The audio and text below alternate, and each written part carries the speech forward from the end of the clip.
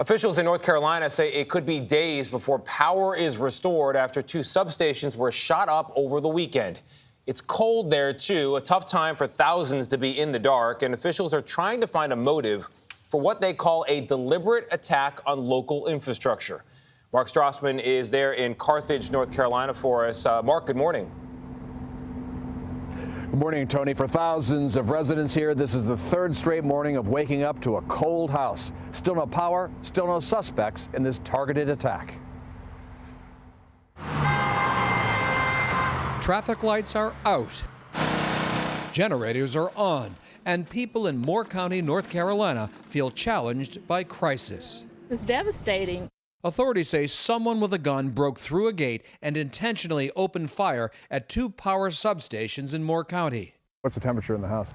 Right now it's probably about 55. Steve and Meg Wilkins are bracing for another uncomfortable night. Tick you off? Absolutely. This is not what I wanted to be doing today. Stringing power cords, eating cold ham, and trying to live by flashlights in the evening. Roughly 35,000 customers are without power and will be for most of the week until crews repair and replace equipment. Protecting critical infrastructure like our power system must be a top priority. In January, CBS News obtained a bulletin from the Department of Homeland Security warning that domestic violent extremists continue to plot credible, specific plans to attack electricity infrastructure.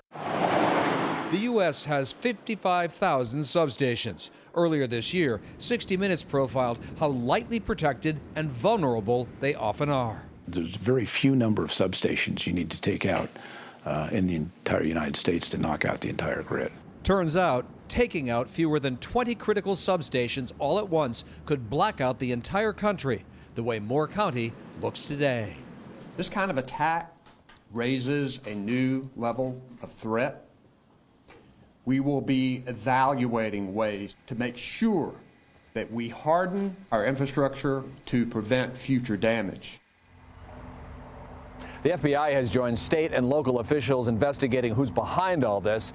As for restoring power, fingers crossed, could be Thursday. Nate?